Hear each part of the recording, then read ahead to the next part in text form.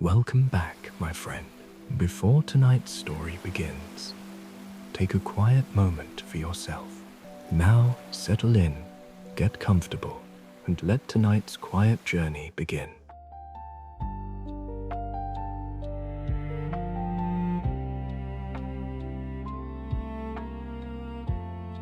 Somewhere in the open Atlantic, a ship was found, drifting completely intact, its cargo untouched, its sails still set, but not a single soul remained on board. No signs of struggle, no message, no trace of where they had gone, only silence and a question that has never been answered.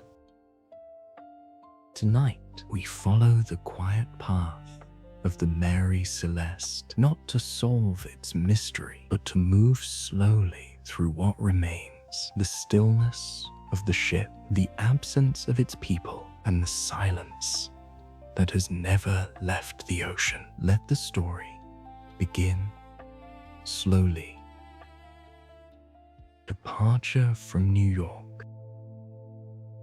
In the early days of November 1872, the harbor of New York City did not feel like the beginning of a mystery. It felt ordinary. The air carried that quiet chill of late autumn, not sharp, not biting, just enough to remind you that the year was slowly turning inward. Along the docks, movement unfolded without urgency. Men walked with purpose, but not haste. Boots pressed softly against wooden planks, still damp from the night air. Ropes were coiled, barrels were rolled carefully into place. Voices rose and fell in low conversation, never loud enough to disturb the calm rhythm of the morning. There was no sense of drama. No one standing there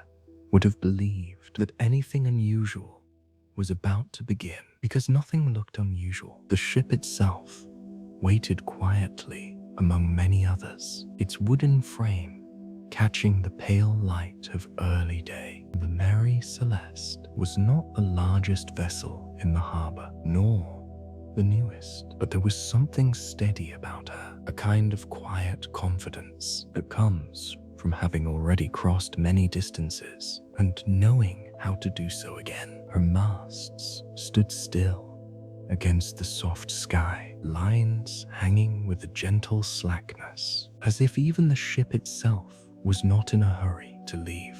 Below deck, the cargo had been secured. Barrels, carefully sealed, filled the hold. Industrial alcohol. It was a common cargo, though not without its risks. But nothing about it suggested danger that morning. Everything had been checked, everything accounted for. Above deck, small final preparations continued. A crew member paused to adjust a line. Another glanced toward the water, watching how it moved against the hull. The tide was gentle. The harbor breathed slowly, and then, almost without announcement, the departure began. Not with a sudden motion, but with a subtle shift, a loosening, a gradual release from stillness. The ship began to move. At first, it was barely noticeable, just a slight change in the angle of rope, a quiet tension pulling away from the dock. Then, slowly, the distance grew. The wooden edge of the harbor slipped away, inch by inch, until it was no longer something you could step back onto. Water widened between ship and shore, and just like that, the Mary Celeste was no longer part of the land. She belonged to the ocean again. There is a certain feeling that comes with departure. Not excitement, not fear, something quieter, a sense of separation, of leaving behind everything familiar, not in a dramatic way, but in a soft, almost unnoticed transition. The city remained where it was, unchanged, unconcerned. From the deck, New York slowly receded. Buildings softened into shapes, shapes into outlines, outlines into memory. The sounds of the harbor faded as well. The calls of workers, the creak of docks, the distant movement of other ships, all of it became quieter until it was replaced by something else. The sound of open water. It is a different kind of silence, not empty, but wide. The ocean does not rush to fill space. It allows space to exist, and within that space, the ship moved forward. The sails were adjusted gradually. No sudden snapping of canvas, only a measured unfolding, catching wind that was already there, waiting. The Mary Celeste did not fight the ocean. She aligned with it, and so her journey began.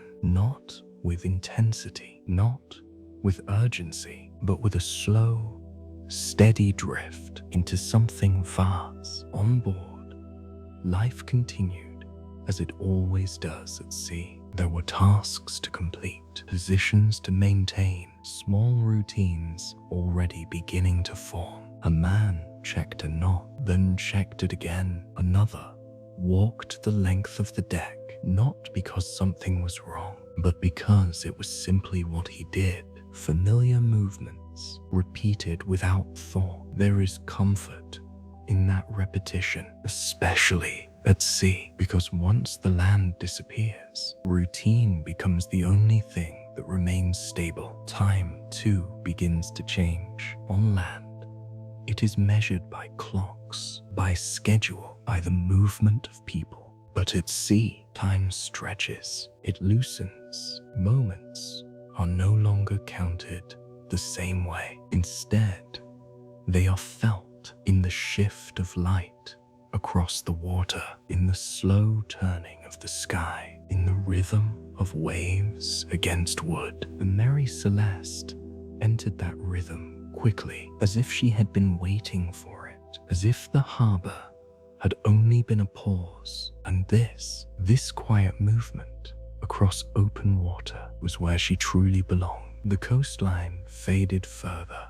until eventually there was no land left to see, only ocean, endless, steady and calm, and the ship small against it, moving forward without resistance, without hesitation. There is something almost peaceful about that kind of beginning. No sign of what is to come, no shadow of what will be remembered later. Just a ship, a crew, and a journey that, at that moment, felt no different from any other. If you imagine yourself there, standing quietly at the edge of the deck, you would not feel fear. You would not sense danger, only the gentle motion beneath your feet, the soft wind against your skin, and the quiet understanding that you are now part of something much larger than anything left behind. On land, the Mary Celeste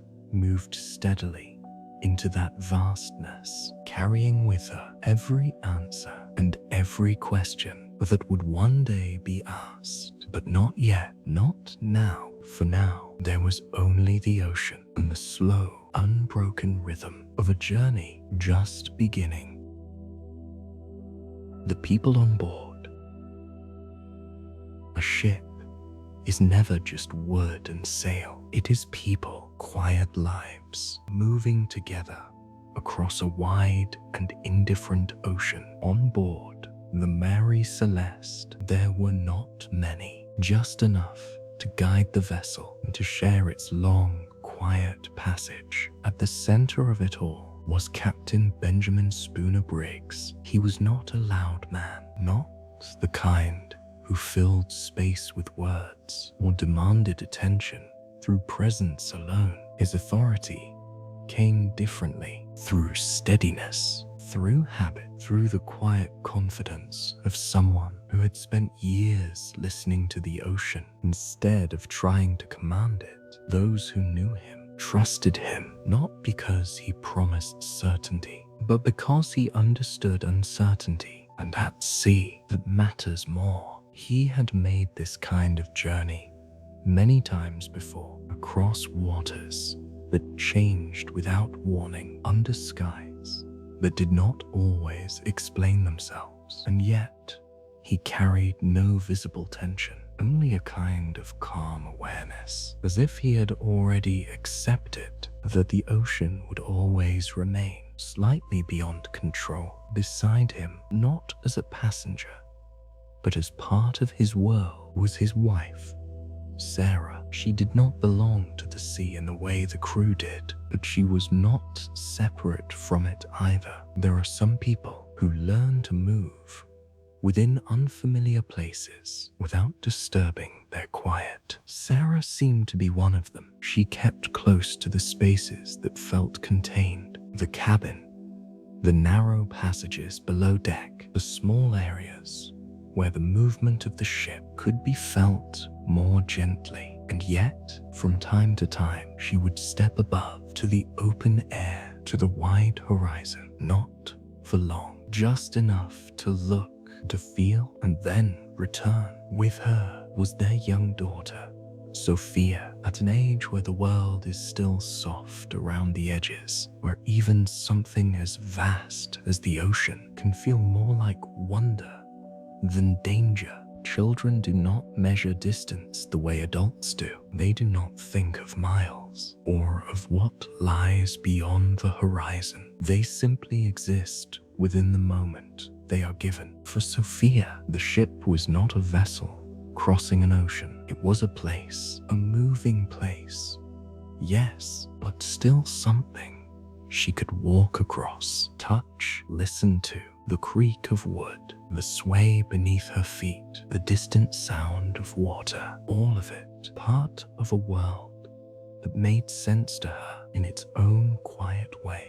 Beyond the family, there were 7 crew members, each one chosen not by chance, but by familiarity. At sea, trust is not optional. It is built slowly through shared work, through repeated journeys, through knowing how a man behaves when things are uncertain. And so, the crew of the Mary Celeste was not a collection of strangers. They were individuals who had been seen, understood, and accepted into this small, moving world. There was a first mate, a man who carried responsibility, not loudly, but consistently. He watched what others might overlook, adjusted what did not quite align, moved through his duties with a quiet attentiveness, not seeking recognition, not avoiding it either, simply doing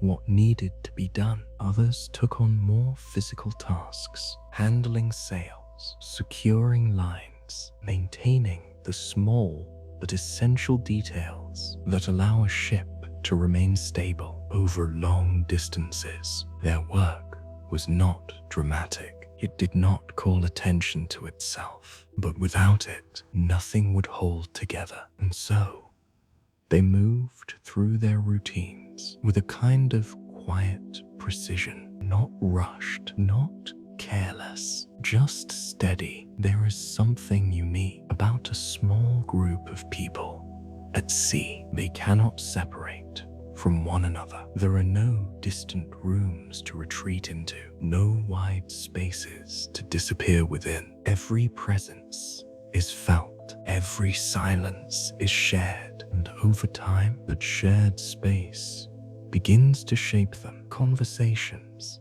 become softer, movements more familiar. Even without speaking, people begin to understand where others are, what they are doing, how they are feeling, not through words, but through pattern. The Mary Celeste carried that pattern gently, nothing forced, nothing strained, just a quiet coexistence between individuals who had accepted the same journey. Days would pass, and small interactions would repeat. A glance exchanged across the deck, a brief word spoken near the rail, a shared moment of stillness while watching the horizon. None of it remarkable, and yet all of it necessary, because in a place where everything else is uncertain, wind, weather, distance, the presence of others becomes the only constant. And so, life on board settled into something quiet, not silent, but calm, a rhythm formed, not just in the movement of the ship, but in the people themselves, each one carrying their own thoughts, their own memories, their own reasons for being there. And yet, for that stretch of time, those differences did not matter. They were part of the same space, the same motion, the same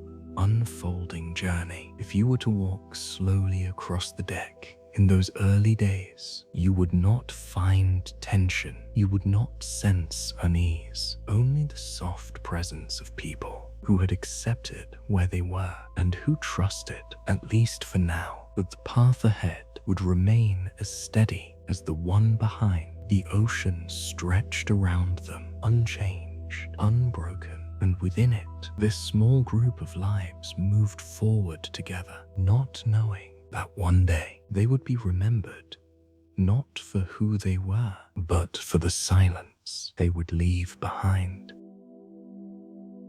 The ship itself, before anything else, before the people, before the journey, there was the ship. The Mary Celeste was not grand. She was not built to impress. There were no elaborate carving, no shining details meant to draw admiration, only wood, rope, canvas, and the quiet intelligence of design refined through years of sailing. A brigantine, 2 masts, balanced proportions, enough sail to move steadily, but not so much that control would be lost when the wind changed its mind. She was built for distance, not speed, not spectacle, just the long, patient crossing from one side of the ocean to the other. If you stood beside her at the dock, you might not notice anything remarkable, but if you stayed, if you watched, you would begin to feel something else, a sense that the ship understood its purpose, not as a thought, but as a presence. Wood holds memory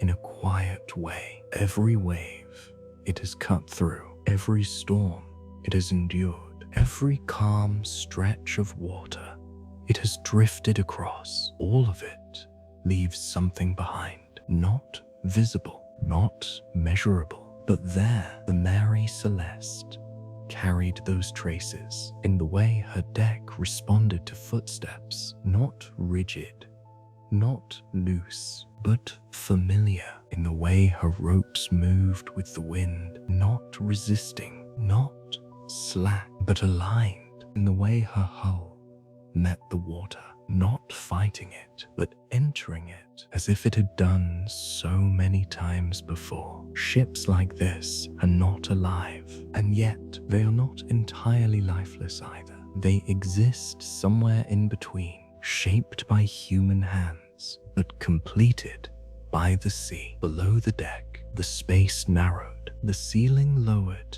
just enough to remind you that this was not a place to stand tall. The air held a mixture of scents, wood, salt, and something faintly sharp from the cargo. Barrels were secured in careful rows, each one sealed, each one positioned to keep balance. Industrial alcohol. It did not move, it did not speak, and yet its presence was known, not as danger, but as something that required respect. Everything below deck had its place, not for comfort, but for necessity. A narrow corridor led toward the captain's cabin. Simple, ordered, a small table, a place for charts, a lamp that would burn steadily through the night.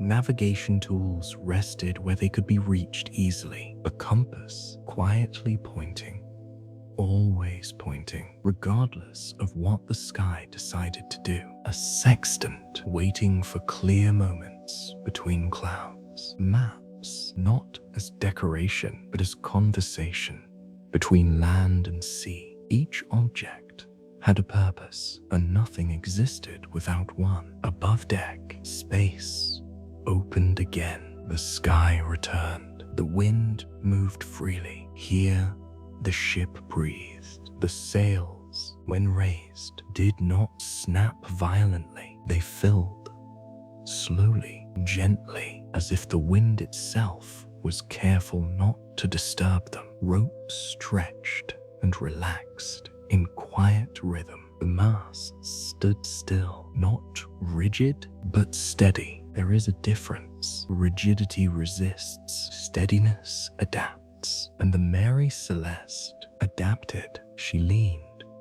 when the water asked her to lean. She straightened when the balance returned. She did not impose herself upon the ocean. She moved with it. That is how such ships survive, not by strength alone, but by understanding. At night, Iwin tu Quanku, the ship changed again. Light became softer. Lanterns cast small circles of warmth against the surrounding dark. The deck, once open and clear, became a place of shadows. Lines and shapes that were obvious in daylight now blended into something quieter, less defined. The ocean, too, felt different at night, not more dangerous, just deeper, less visible, but more present.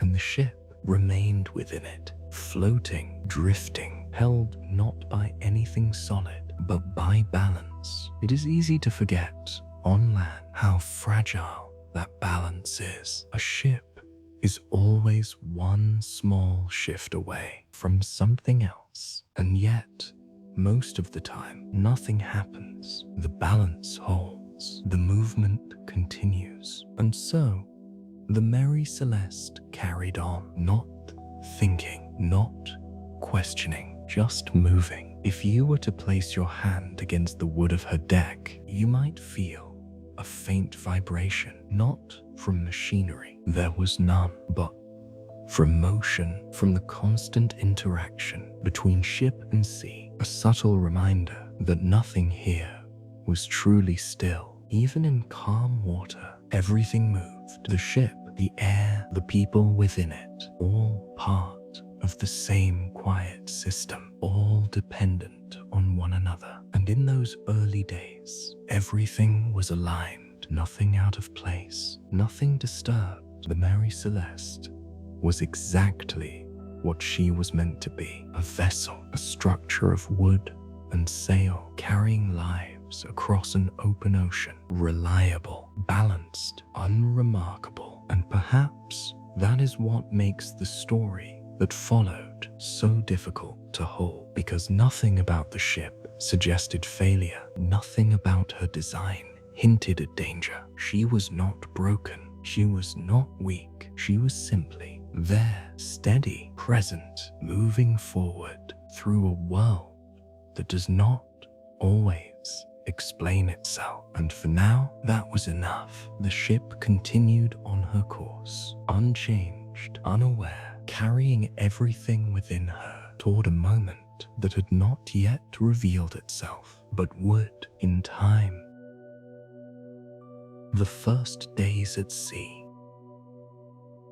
In the first days at sea, nothing announces itself. There is no clear beginning, no moment where you can say, now, the journey has truly started. It happens gradually, almost unnoticed. The land fades, the sounds change, and without realizing it, you are no longer part of the world you left behind. On board the Mary Celeste, those early days settled into a quiet rhythm, not planned, not forced, just formed through repetition. Morning came softly. Light spread slowly across the surface of the water, not all at once, but in layers. First a faint gray, then a pale gold, then a brightness that did not overwhelm, only revealed. The ocean at that hour was almost still, not flat, never completely flat,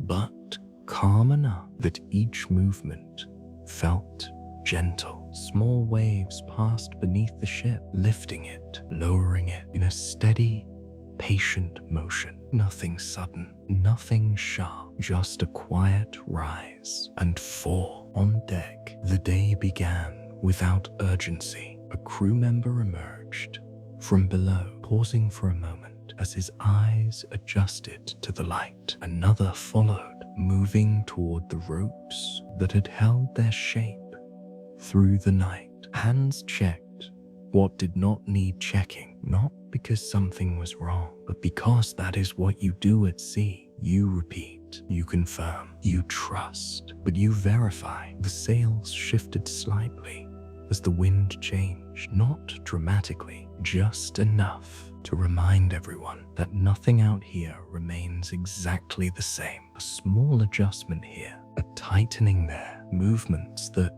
on land might seem unnecessary, but here they mattered. Captain Benjamin Spooner Briggs would have been awake early, not because he had to be, but because habit had shaped him that way. He did not rush onto the deck. He arrived quietly, taking in the horizon, the wind, the subtle alignment between ship and sea. There are things a captain learns to notice that others might not. A shift in color, far off in the distance, the way the air feels against the skin, the angle of the sails, even before they visibly change. These are not skills you can easily explain. They are learned slowly over time. And in those first days, there was nothing to concern him. Everything moved as it should. The course was steady, the weather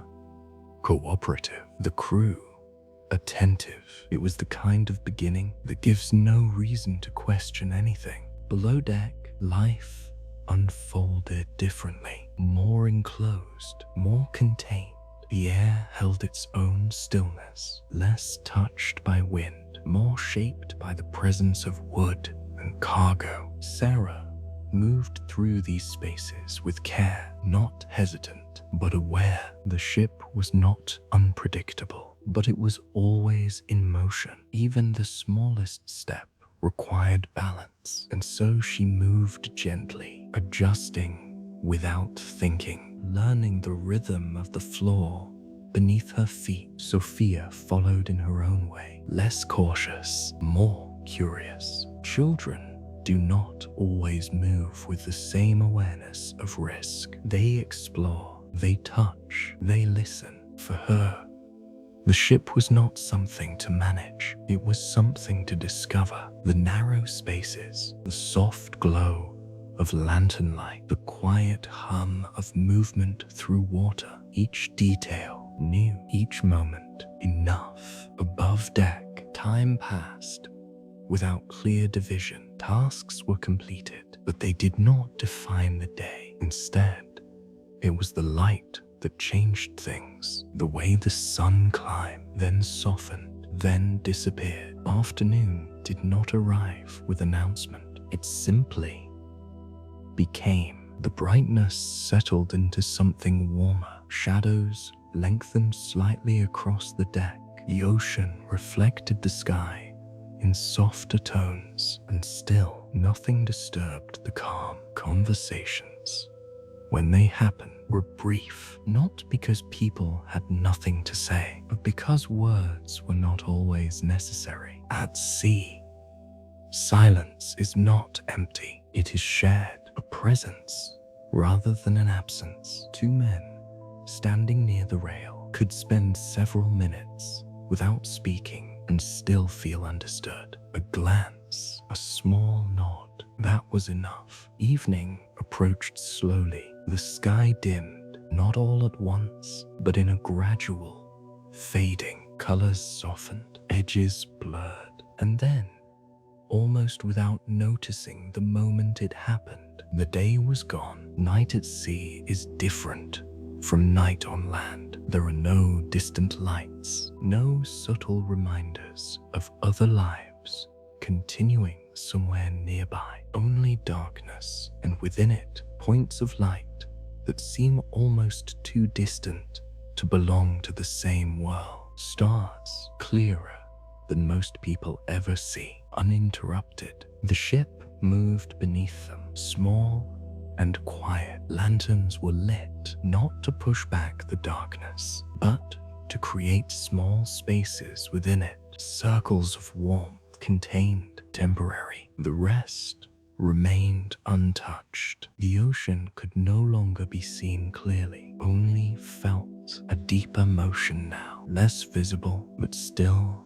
steady. And the Mary Celeste continued forward, unbroken, unchanged. The first days at sea often pass this way, without event, without interruption, a slow settling into movement, a quiet agreement between ship, people, and ocean. Everything finds its place, everything aligns, and because nothing goes wrong, no one thinks to question anything. No one looks ahead and wonders if the calm will hold, because calm at that moment feels natural, expected, permanent. If you were there, standing quietly at the edge of the deck as night settled fully around you, you would feel only peace, the soft motion beneath your feet, the cool air against your skin, the distant, steady sound of water, nothing more, nothing less. And that is what makes these early days so important, because they carry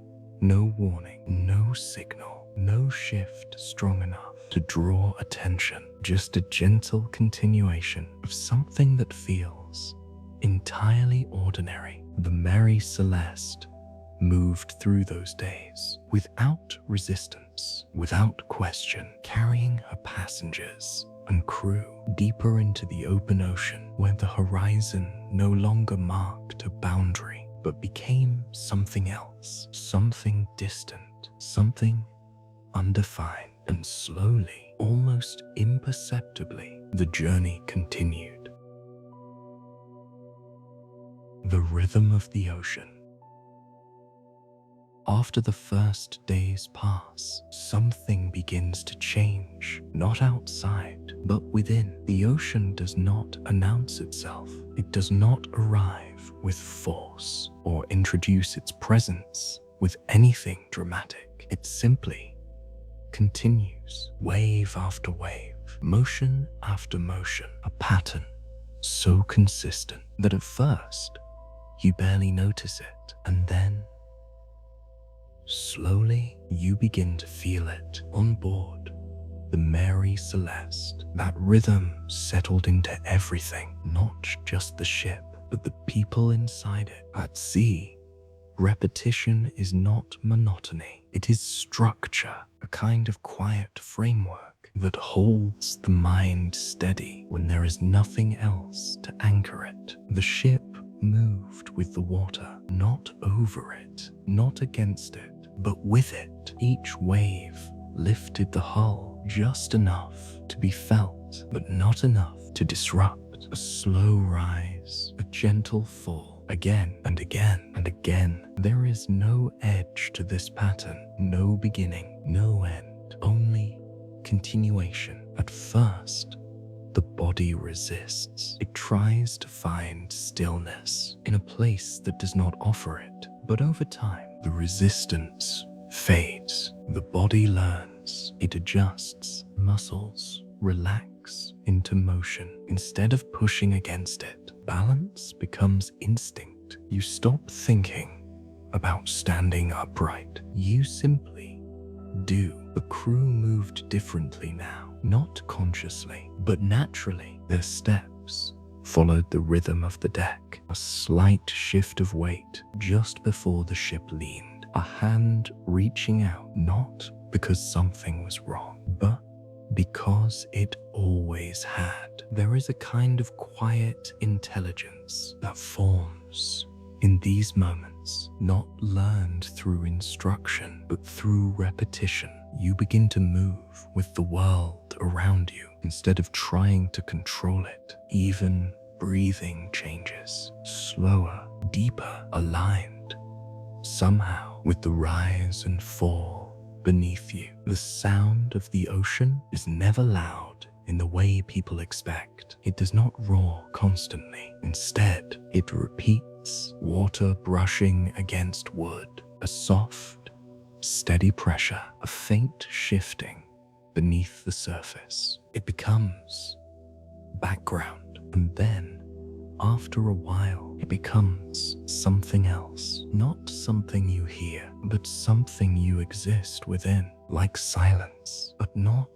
empty silence, a filled silence, a continuous presence that holds everything together. Above deck, the horizon remained unchanged, a line that never moved closer, never moved farther away. No matter how long you looked at it, it stayed the same. There is something about that alters the mind. On land, distance changes. Objects grow larger as you approach them, smaller as you leave them behind. But here, nothing behaves that way. The horizon does not respond to your movement. It does not acknowledge your progress. And so, over time, you stop expecting it to. You stop measuring distance in the usual way. Instead, you measure something else. Time through light, morning through color, evening through fading, night through the slow emergence of stars. The ocean teaches patience without ever explaining that it is doing so. Below deck, the rhythm continued, more muted but still present. The air did not move as freely here, but the motion remained, a subtle shifting of weight, a gentle sway that never quite stopped. Objects settled into place, but never completely still. Everything was held in a quiet balance that adjusted constantly. Sarah would have felt it in the way she moved, no longer stepping as she would on land, but adapting, turning slightly before walking, pausing before reaching, small adjustments that required no thought, only awareness. Sophia, too, would have absorbed the rhythm in her own way. Children do not analyze change, they accept it. The movement became normal to her, not something to question, just something that was. Perhaps she would pause sometimes, standing still for a moment, feeling the sway beneath her feet without needing to understand it, and then continue on as if nothing were unusual. Time passed differently now, not marked by events, but by repetition. Morning became afternoon without a clear transition. Afternoon became evening without a defined moment. The ocean does not divide time, it lets it flow, and in that flow, the mind begins to quiet. There are fewer interruptions, fewer demands, fewer sudden changes that require immediate attention. And so, thought itself begins to slow, not forced, not controlled, just less urgent. There is space between thoughts now, space that was not there before. And within that space, something settles, not boredom, not restlessness, but a kind of stillness that exists even while everything is moving. The Mary Celeste carried that stillness with her, not as something separate from motion, but as something within it, a quiet center surrounded by constant change. And because everything felt steady, no one questioned it. No one looked for signs. No one searched for disruption, because there was none, only the rhythm, endless, consistent, unbroken. If you were to stand at the edge of the deck during these days, looking out across the water, you might begin to lose track of how long you had been there. Minutes would feel like more or less. It would not matter, because nothing required your attention. Nothing demanded urgency. The world had reduced itself to something very simple. water, sky, movement, and within that simplicity, everything felt held. The ship continued forward, not quickly, not slowly, just steadily, carrying its quiet rhythm into open distance. And within that rhythm, something deeper began to take shape, not visible, not yet understood, but present, like a shift that had not fully arrived, but had already begun. Small, daily rituals.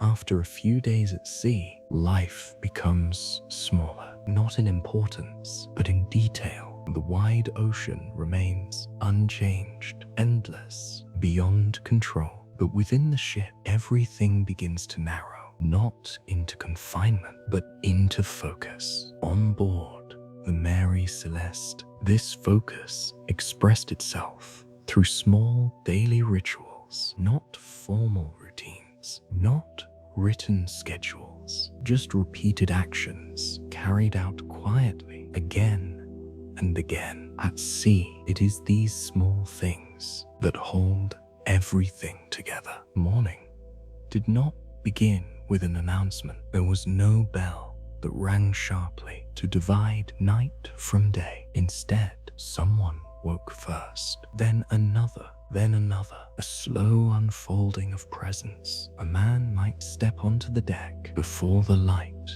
had fully arrived. Pause for a moment, not because he had something specific to do, but because he always did. He would look out at the horizon, the same horizon as yesterday, and yet not exactly the same. There are differences too subtle to name. A change in color, a shift in brightness, a feeling in the air that cannot be explained, only sensed. He would stand there briefly, taking it in, and then begin. A rope checked, a knot tightened, a sail observed, not adjusted, but acknowledged. These actions were not driven by urgency. They were done because they had always been done, and because not doing them would feel incomplete. Below deck, the day took shape differently. The space was enclosed, but not uncomfortable. It had its own rhythm, less defined by light, more defined by movement. Sarah would begin her day quietly. There were small things to tend to, not tasks in the traditional sense, but gestures of order, straightening what had shifted slightly during the night, adjusting what had moved out of place. These were not necessary for survival, but they created something else, a sense of continuity, a reminder that even in motion, there could still be stability. Sophia followed her own patterns, not structured, not repeated in the same way, but still predictable in their own rhythm. She might walk from one part of the ship to another, not with purpose, but with curiosity. Pause at a doorway, look at something longer than needed, touch the surface of the wood as if it might respond. Children do not create rituals, they discover them. Without knowing, they are doing so.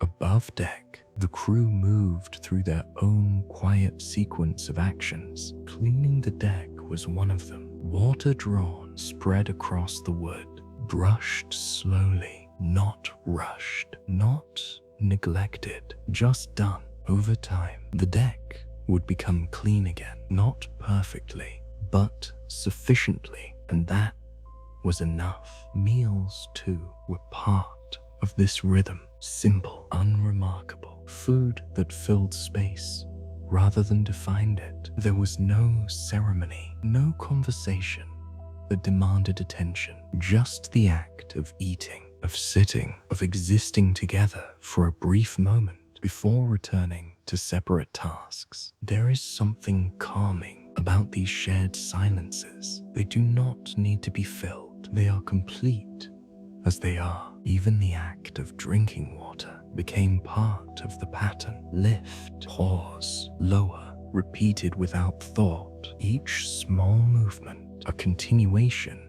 of something already in motion. Time passed, not through events, but through these repetitions. You begin to recognize the day, not by what happens, but by what returns. The same tasks, the same gestures, the same quiet interactions. A man passing another at the same point on the deck. A glance exchanged without words. A brief acknowledgement that required nothing more. Even rest became ritual. Not deep sleep, always, but moments of stillness. A pause against the rail. A seated position, held longer than necessary. Eyes not fully closed, but not fully focused either. The body learning how to rest within movement. At night, the rituals shifted, not ending, but softening. Lanterns were lit carefully, not to illuminate everything, but to create small spaces of visibility. The light did not spread far. It stayed close, contained, and within those small circles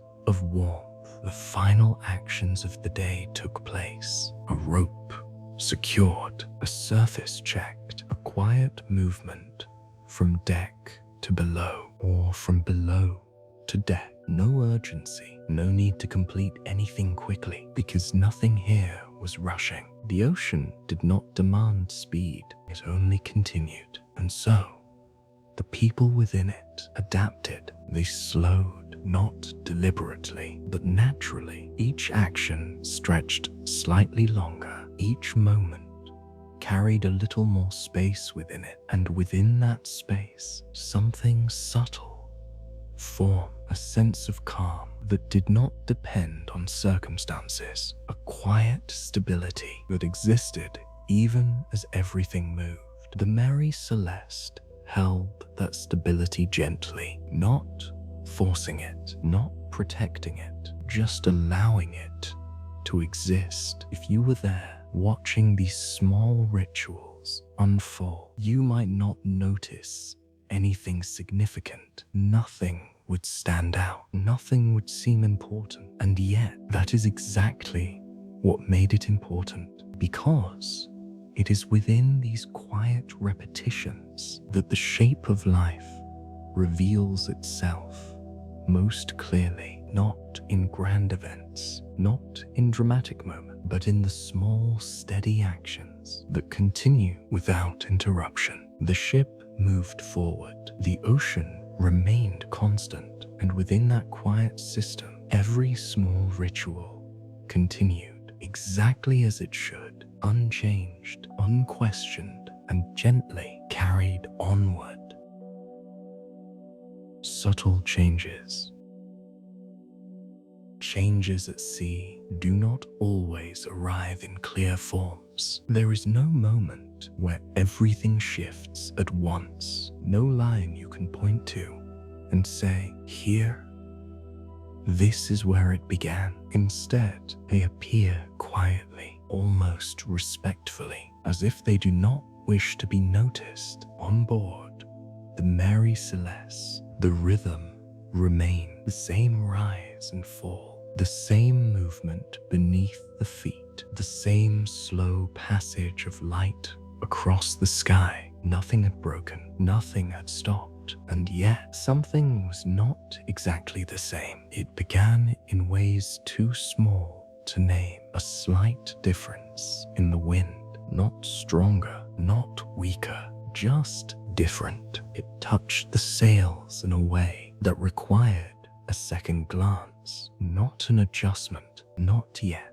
just a moment of noticing. A crew member might pause a little longer than usual, looking up toward the canvas, not because something was wrong, but because something felt slightly unfamiliar. The ocean, too, shifted in ways that resisted description. The surface still moved gently. The waves still followed one another in steady sequence, but the pattern, if you paid close enough attention, was not identical to before. There were longer spaces between some waves, shorter between others, a subtle irregularity, not enough to disturb balance, but enough to exist. Light changed as well, not dramatically. The sun still rose, still set, but its quality, its tone, felt softer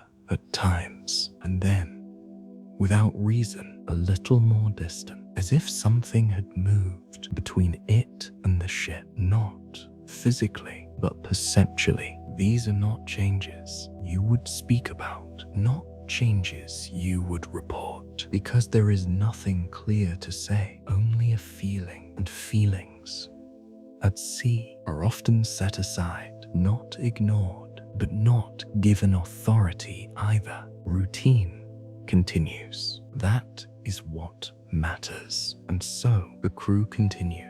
The same tasks, the same movements, the same quiet exchanges. And yet, within those familiar patterns, there were moments, small pauses that had not been there before. A glance held slightly longer, a hand resting on a rope for just a second more than necessary, a hesitation so brief it could be dismissed before it fully formed. Even the sounds of the ship felt altered, not louder, not quieter, but different in tone. The creak of wood carried a slightly deeper note, the movement of rope a fraction less fluid. Nothing that suggested damage, nothing that indicated danger, only a shift, a change so subtle that it could not be proven, only sensed. Below deck, the atmosphere held that same quiet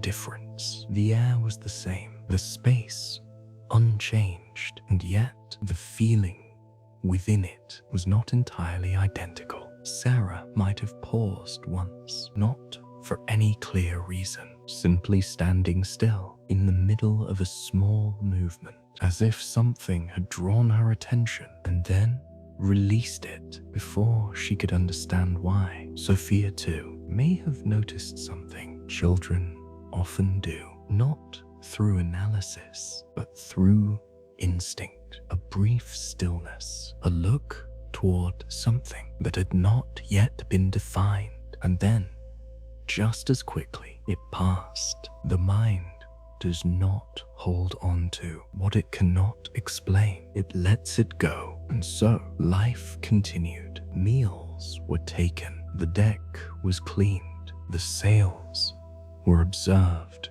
and adjusted when needed. Everything remained in order, everything functioned. The Mary Celeste moved forward just as she had before, steady, reliable, uninterrupted, and yet the smallest changes had already begun to accumulate, not enough to be seen, but enough to exist beneath the surface, like a current that does not disturb the water above it, but moves quietly below. If you were there, standing on the deck, as the day passed into evening, you might not notice anything unusual. The sky would still soften, the light would still fade, the ocean would still stretch outward without end. And yet, somewhere within that calm, you might feel something, not fear, not concern, just a quiet awareness that something had shifted, even if you could not say what. And because you could not say it, you would not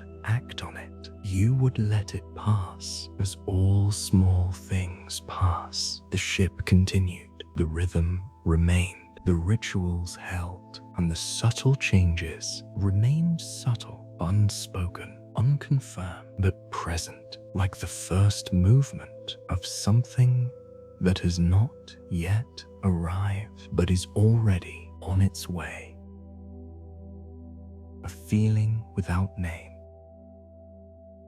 There are moments when nothing changes, and yet everything feels different. No sound is out of place, no movement breaks the pattern, and still something lingers, not outside, but within, on board the Mary Celeste. That feeling did not arrive suddenly. It did not interrupt. It did not announce itself. It simply appeared gradually, softly, like a thought that does not fully form. At first, it could be ignored, set aside, blended into the rhythm of everything else, because the rhythm still existed. The ocean still moved in its steady, familiar way. The ship still responded as it always had. Nothing had broken, nothing had failed, and yet something was no longer entirely aligned. It is difficult to describe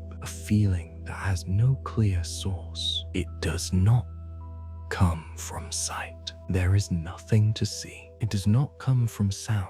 There is nothing to hear. It is not even an emotion. Not exactly. More like an awareness, a quiet noticing that something is not quite as it was. Captain Benjamin Spooner Briggs may have felt it first, or perhaps not first, but most clearly, not because there was evidence, there was none, but because experience teaches you to listen to what cannot be explained. He would not have spoken of it. There would be no reason to, no words that would make sense of it. Instead, he would continue observing the sails, checking the horizon, moving through the same familiar motions. And yet, within those motions, there would be a slight pause, a moment where attention lingered just a fraction longer. Not enough to disrupt, just enough to exist. The crew, too, may have carried something similar, not shared, not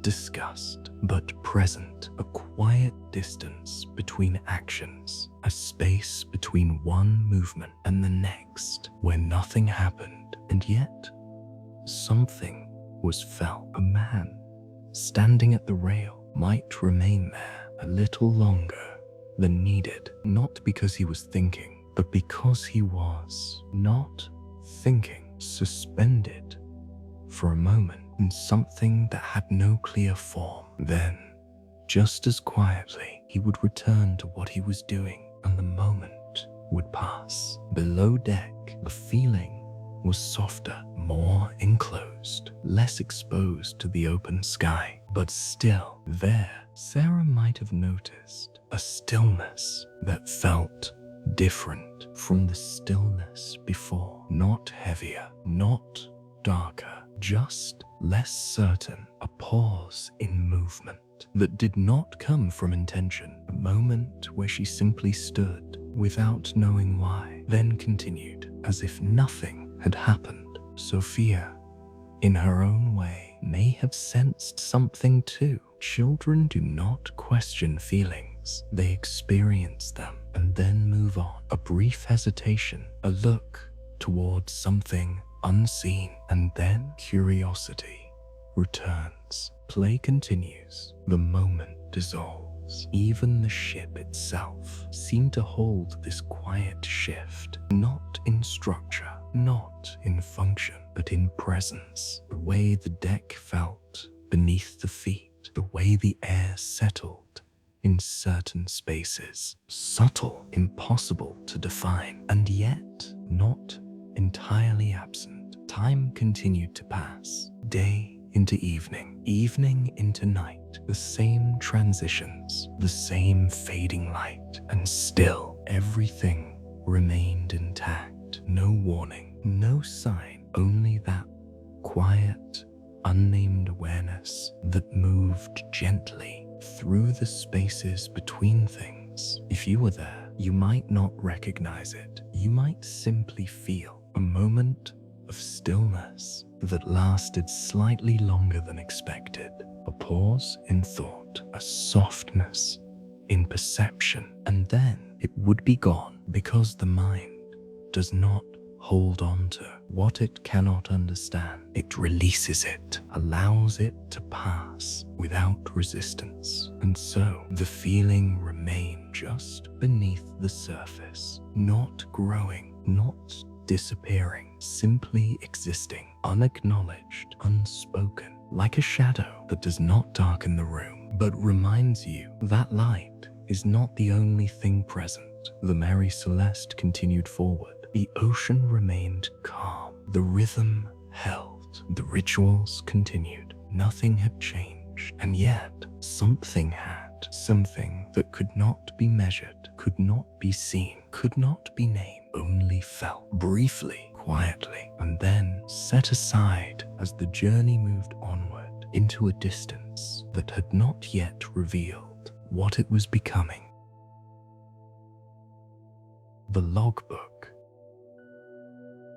There is something quiet about a record. A written line does not raise its voice. It does not explain itself. It simply remains. On board the Mary Celeste, the logbook was one of the few places where time was held in a fixed form. Everything else moved. The ship, the water, the light, even memory, over time begins to soften. But ink, once placed upon paper, does not move. It stays, it waits, and in that stillness, it becomes something different from everything around it. The logbook was not meant to tell a story. It was not written for reflection, only for record, position, direction, weather, condition. Simple observations reduced to their most necessary form. Each entry, a small moment,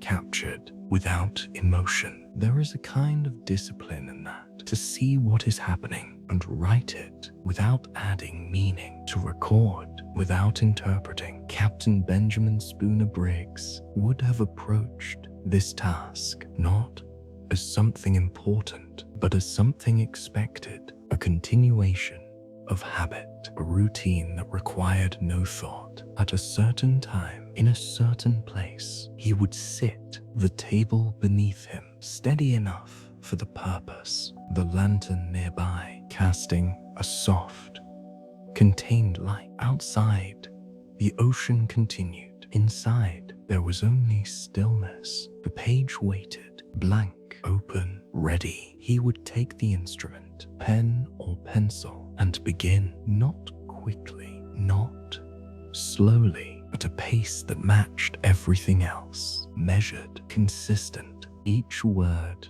placed carefully, not because it needed to be perfect, but because it needed to be clear. Coordinates, numbers that meant something only when understood within a larger system. Wind direction, not described poetically, only noted. Slight changes, if they mattered. Conditions of the sea, not how it felt, but how it behaved. These entries did not attempt to capture experience. They captured fact, and in doing so, they created something very precise. A sequence, a line of moments that could be followed backward or forward. A quiet map of where the ship had been. There is comfort in that kind of structure, especially in a place where everything else is in motion. The logbook does not move. It holds. It anchors time to something fixed. And yet, even within that structure, something subtle begins to appear, not in what is written, but in what is not. Between entries, there is space, time that passes without being marked. And in that space, anything can exist, but nothing is recorded. The logbook does not tell you what was felt. It does not tell you what was noticed, but dismissed. It does not capture hesitation or uncertainty or the quiet shifts that cannot be measured. It only holds what can be written. And so it gives you something clear and leaves everything else behind. As the days passed, the entries continued, steady, unbroken, no indication of disruption, no suggestion that anything had changed. Each line similar to the one before, a continuation, a pattern. If you were to read them now without knowing what would follow, you would find nothing unusual, nothing that draws attention, nothing that warns, just a ship moving across the ocean as expected. And yet, that is what makes it so quiet, because the logbook does not lie, but it does not reveal everything either. It tells you what happened, but not what was happening beneath it, not the subtle changes, not the unnamed feeling, not the quiet awareness that had begun to move through the ship. Those things leave no mark on paper. They exist only in the spaces between what is written, and those spaces remain empty. The act of writing itself continued as it always had, a moment set aside, a brief pause in the flow of movement, a hand moving across the page while the ship moved through the water, two motions existing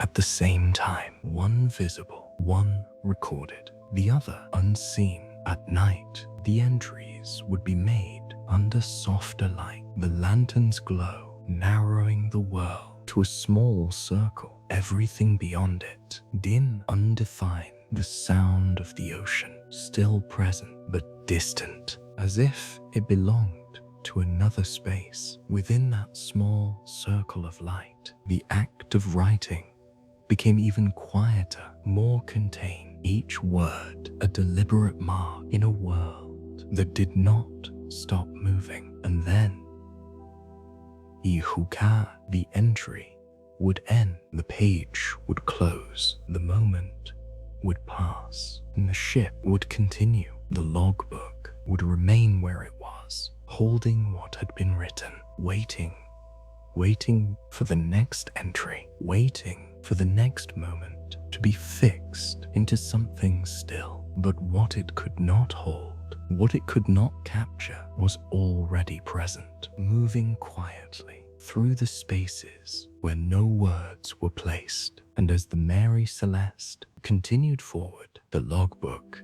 continued with it, steady, accurate, unchanged, recording everything that mattered and nothing that did not, or perhaps nothing that could not be written. The position near the Azores.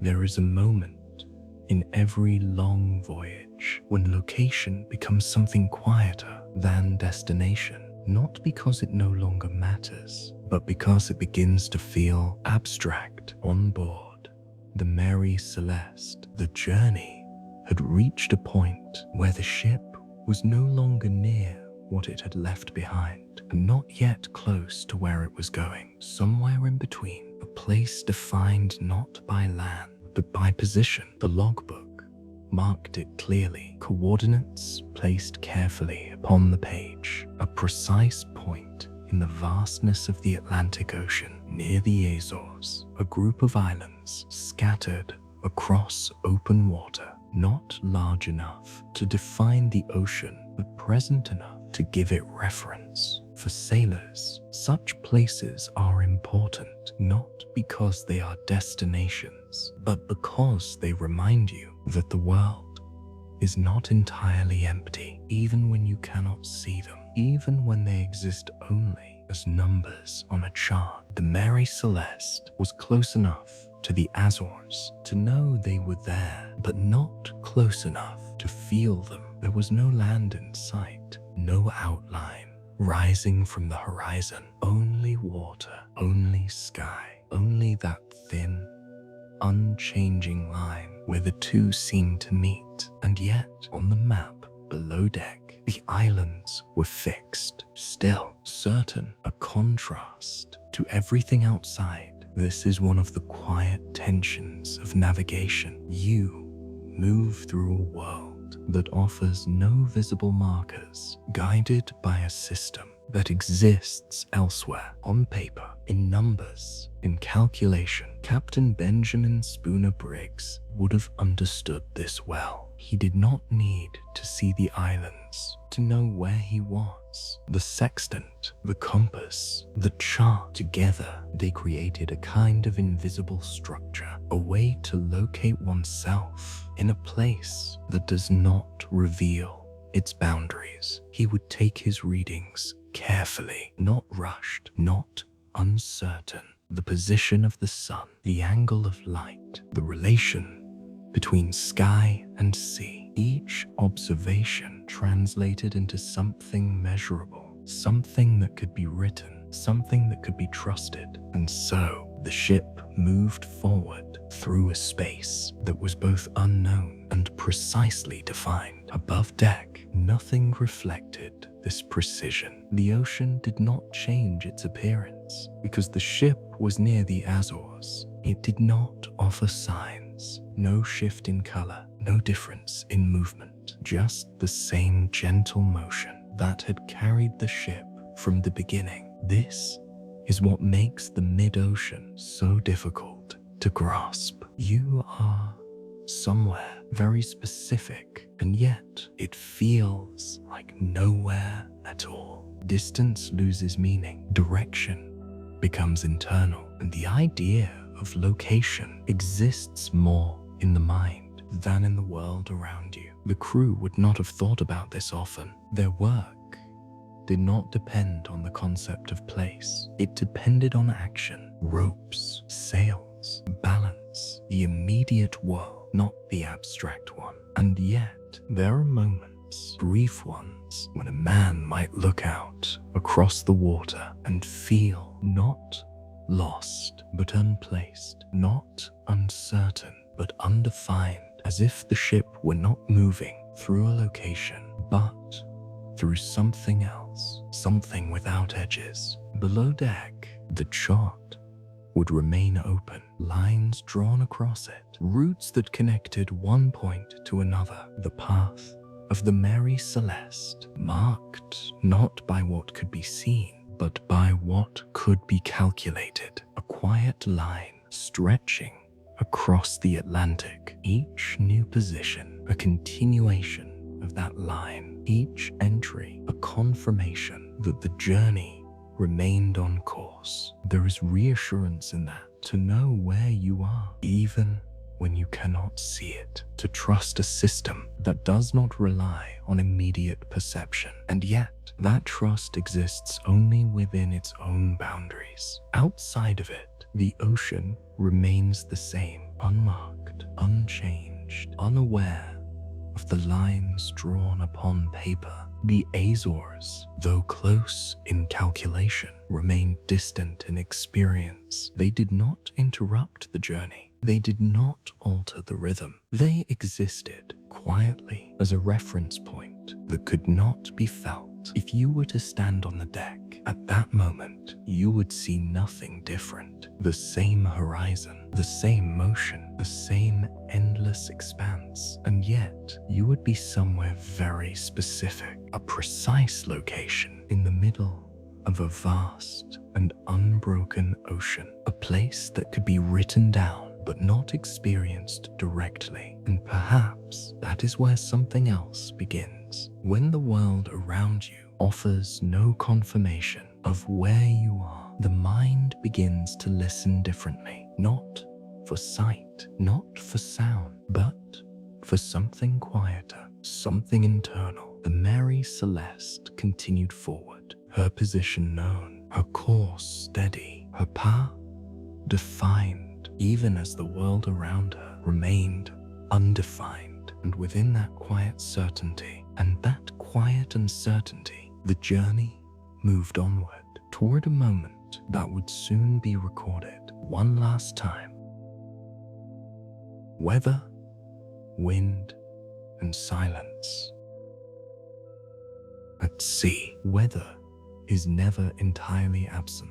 Even in calm, it is always there, not as an event, but as a presence. On board the Mary Celeste, the days near the Azores did not bring storms. There was no violent wind, no crashing waves, no sudden shift that demanded immediate response. Everything remained manageable. And yet, weather does not need to be extreme to be felt. It moves in quieter ways. The sky began to change, not dramatically, but gradually. Clouds appeared where there had been none, not dark enough to threaten, but enough to soften the light. The sun, when visible, felt more distant, less direct, as if something had moved between it and the ship, not blocking it, but diffusing it. The result was a kind of muted brightness, a light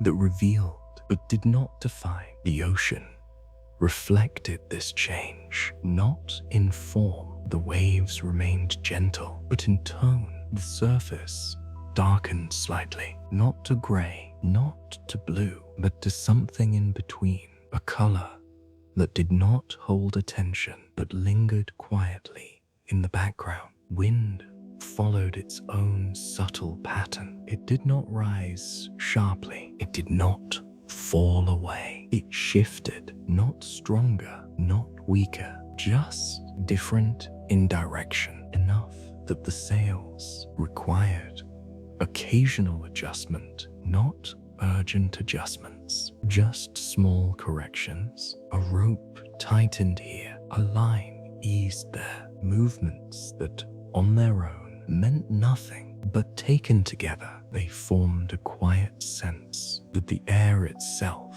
was no longer entirely consistent. A sailor might pause, looking up at the sail as it filled and released, not in a perfect rhythm, but in something slightly irregular. Again, not enough to cause concern, only enough to be noticed. The ship responded as it always had. She leaned when asked, straightened when allowed, adjusted without resistance. The Mary Celeste did not struggle. She adapted. That is what she was built to do. Below deck, these changes were felt differently. The movement became just a fraction less predictable, still gentle, still steady, but with moments, brief ones, where the motion shifted just enough to draw awareness. A glass might tilt slightly, then settle. A step might require a second adjustment. Nothing that disrupted balance, only something that reminded you that balance was not fixed. It was maintained continuously. Silence, too, began to change, not in volume, but in quality. The ocean's sound remained, the soft brushing of water against the hull, the faint creak of wood, the movement of rope. But between those sounds, there was more space, longer pauses, moments where nothing was heard at all, not even the suggestion of movement. These pauses did not feel empty. They felt held, as if the world itself had paused briefly and then continued. At night, this silence became more noticeable. Without the light, without the visual cues, that anchor perception, sound, becomes more important. And when sound softens, the absence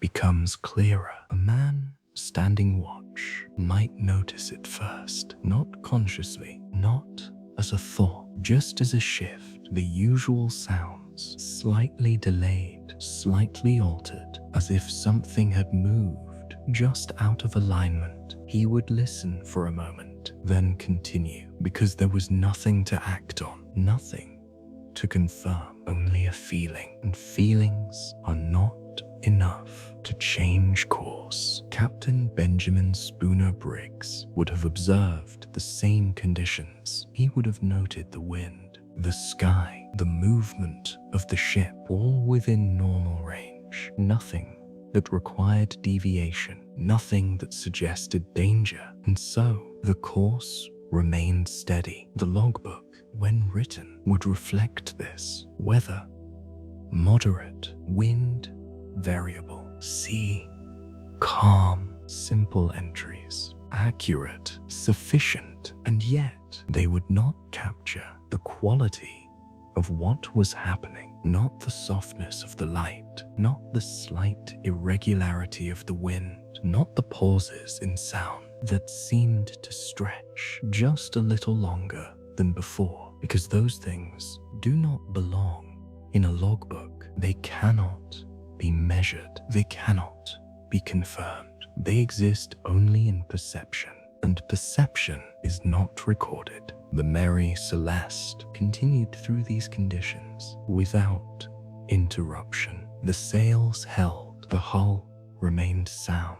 The crew continued their routines. Everything functioned, everything remained intact, and yet the environment around them had shifted just enough to create a space where something else could be felt, not seen, not heard clearly, but present, like a change that has not yet taken form, but has already begun to move through everything. If you were there, standing quietly at the edge of the deck, you would see a calm sea. You would feel a gentle wind. You would hear only the softest sounds. And yet, you might pause just for a moment, not knowing why, listening for something that does not announce itself, and then letting it pass, as all quiet things do. The ship moved forward. The weather remained within reason. The wind continued to shift.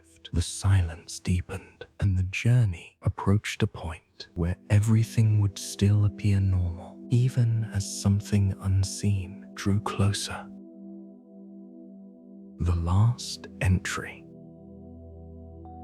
Every record at some point stops, not always with meaning, not always with intention. Sometimes it simply ends. On board the Mary Celeste, the logbook had continued as it always had, entry after entry, position after position, a steady line of recorded moments moving forward through time. Nothing unusual, nothing incomplete. Each line connected to the one before it, a sequence, a quiet continuity that reflected the journey itself. And then there was the last entry, dated November 25th, 1872, a position near the Azores, written in the same hand, with the same care, following the same structure as every entry before it. There was no change in tone, no sign of urgency, no deviation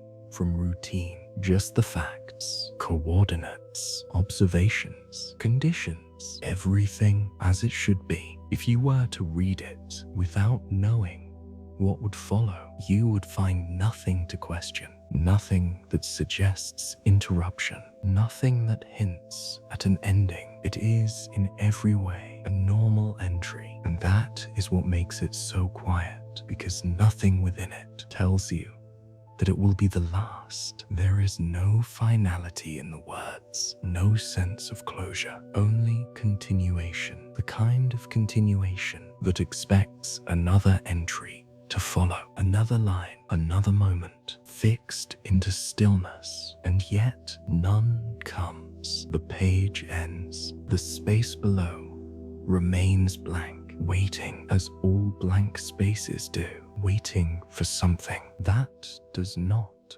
arrive. It is difficult to understand the significance of an ending when it does not announce itself. There is no marker, no signal, just absence, and absence is harder to recognize than presence. Captain Benjamin Spooner Briggs would have closed the logbook as he had done many times before, not with hesitation, not with reflection, simply because the entry was complete. The moment had been recorded.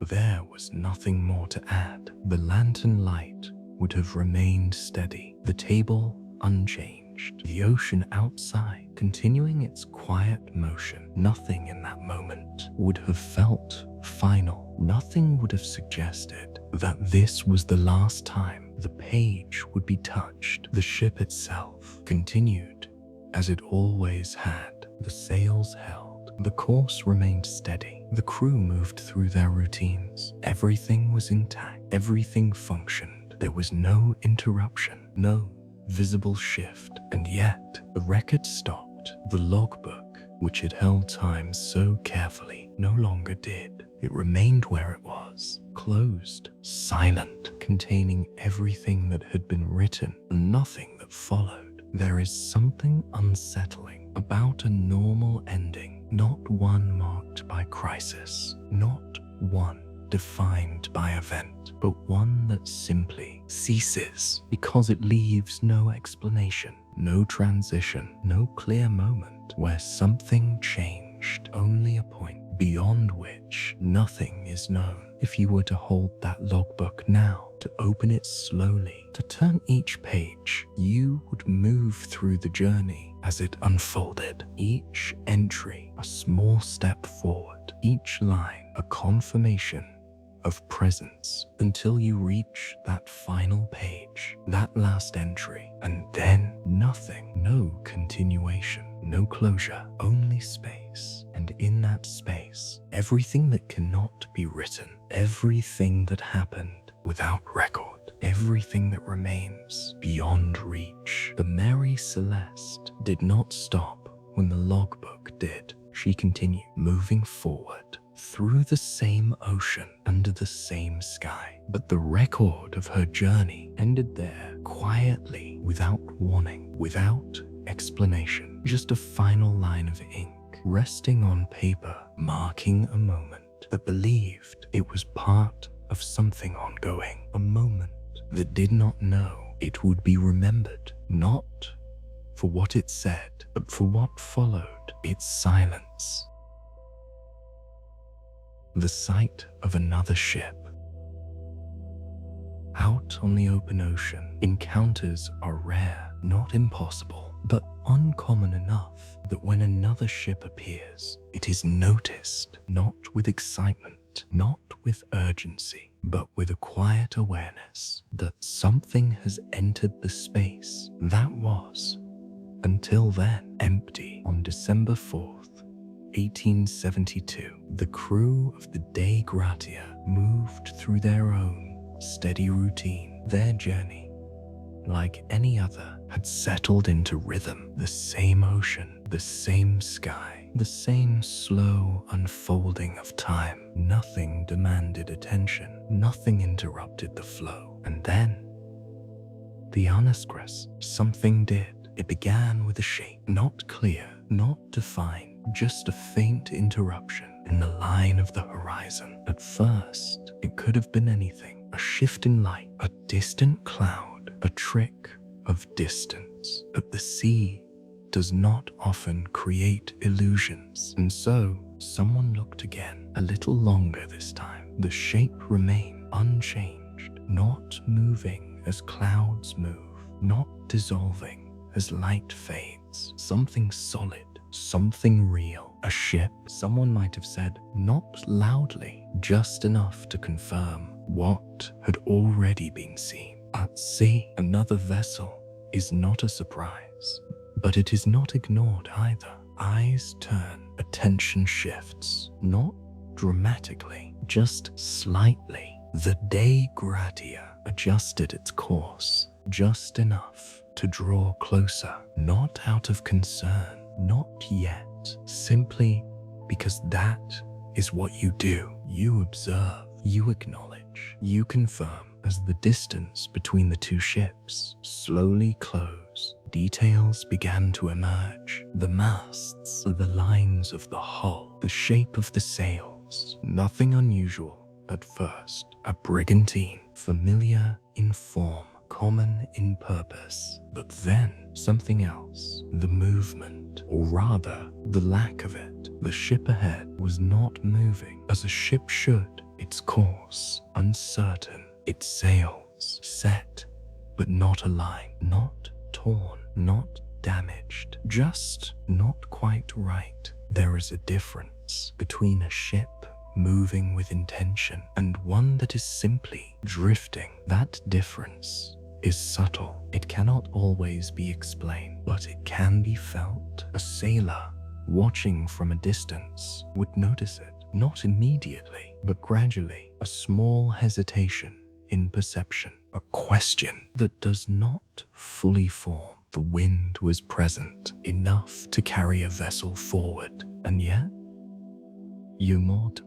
the ship ahead did not seem to follow that wind. With clarity, it moved, but without direction, as if it were being guided by something less precise than intention. The crew of the Dei Gratia would have watched quietly, no alarm, no urgency, just observation, because nothing yet required more than that. Ships drift sometimes, courses shift, small irregularities happen. There is no reason to assume anything unusual too quickly, and so they continued to approach, slowly, carefully, allowing the distance to close at its own pace. As the ship became clearer, recognition followed. The name faintly visible, the structure familiar, the Mary Celeste known, expected, a vessel that had departed weeks earlier, a ship that should have been further along its route, further ahead, and yet here it was, not where it was expected to be, not moving as it should, but still intact, still present. This is where awareness deepens, not into fear, not into concern, but into something else, a quiet shift from observation to attention, the kind of attention that does not rush, that does not assume, but that no longer remains passive. A few more details became visible. The sails partially set, not fully raised, not completely lowered, held in a position that suggested interruption, not abandonment, not yet, just incomplete action. No visible damage, no broken lines, no signs of struggle. Everything appeared functional, and yet something remained slightly out of alignment. No signals came from the ship, no flag raised, no movement on deck, no sign of communication. At sea, ships speak to one another when they are near, not always with words, but with presence, movement, response, acknowledgement. Here, there was none. The Mary Celeste did not respond, not because she could not, but because there was nothing to respond with. If you were standing on the deck of the approaching ship, watching this scene unfold, you would not feel immediate fear, only a quiet awareness that something was missing, not something visible. Something else, something that should be there, but was not.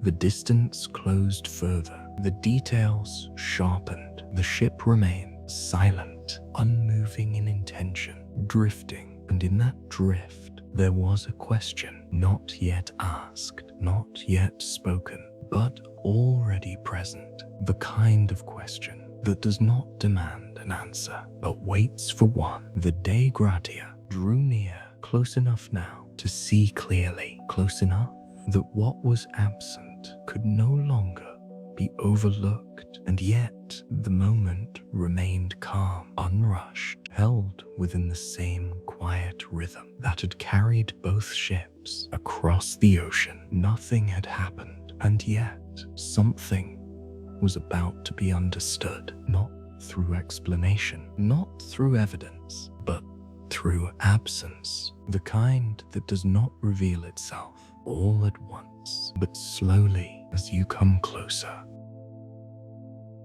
Boarding the Mary Celeste. There is a moment just before stepping onto another ship when everything becomes very still. Not outside. The ocean continues. The wind moves as it always has. But inside, something pauses. On board the Dei Gratia, the decision to approach had already been made. The distance had closed. The ship ahead, the Mary Celeste, was now close enough to be seen clearly, and what had been unclear before was now undeniable. There was no one on deck, no movement, no response, only the ship itself moving gently with the water, still intact, still whole, and yet empty. A small group was chosen to board, not hurriedly, not dramatically, just as one would approach any situation that is not yet understood. Carefully, deliberately, a rope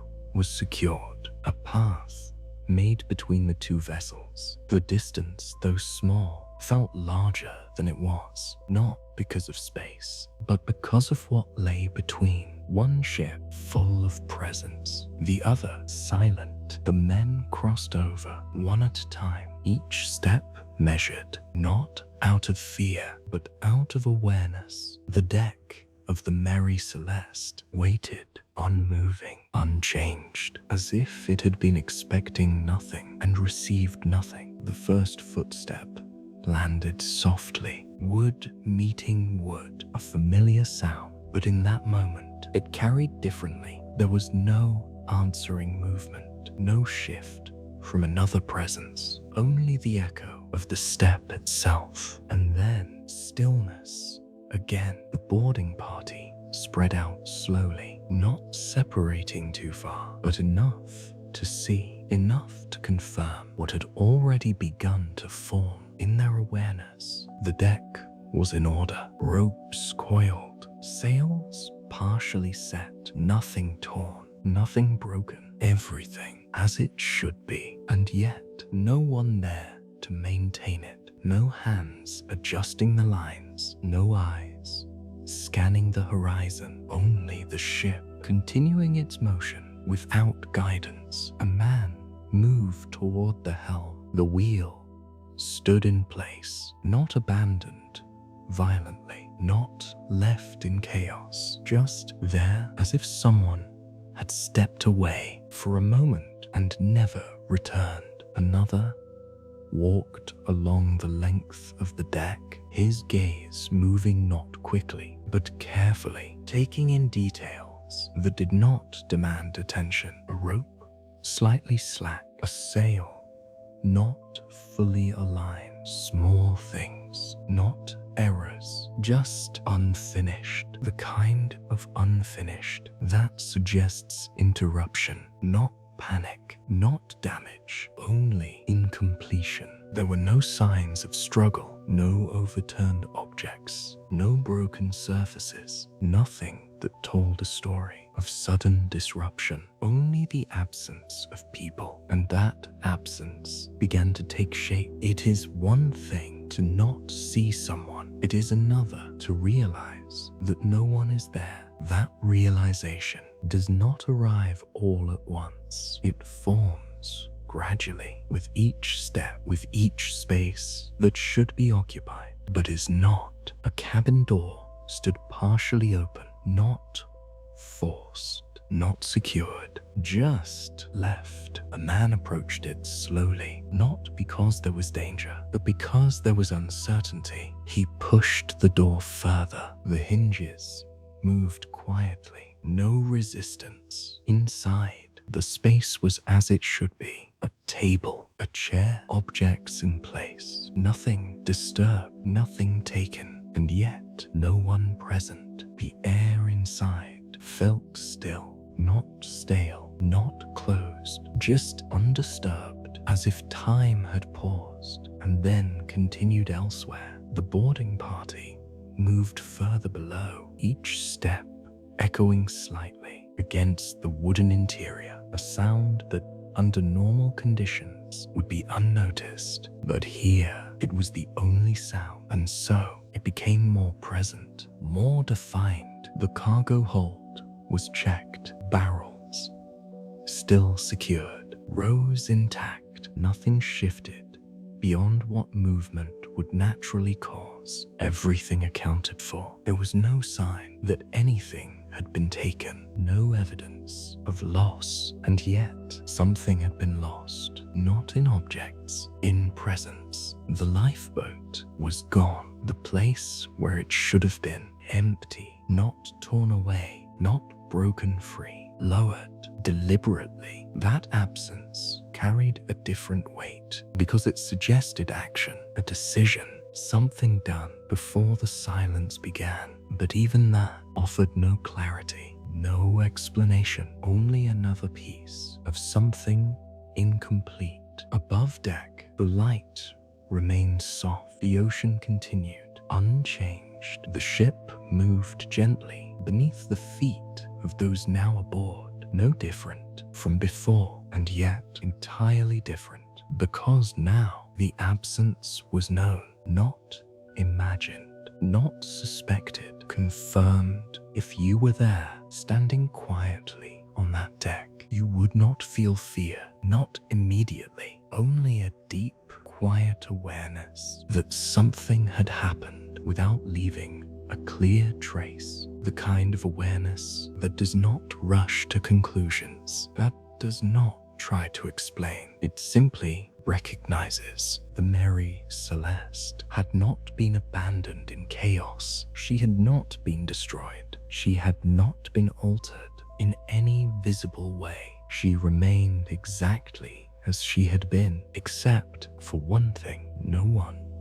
was there. And that absence spread slowly through every space on the ship, not as a shock, but as a quiet realization that continued to deepen with each moment. The boarding party did not speak much. There was nothing to say, only more to see, more to confirm, more to understand without understanding. And so they moved slowly through the silent vessel, carrying with them the first clear recognition that this was not simply a drifting ship. It was something else, something that had lost not its structure, but its people, and left behind only the quiet space where they had once been.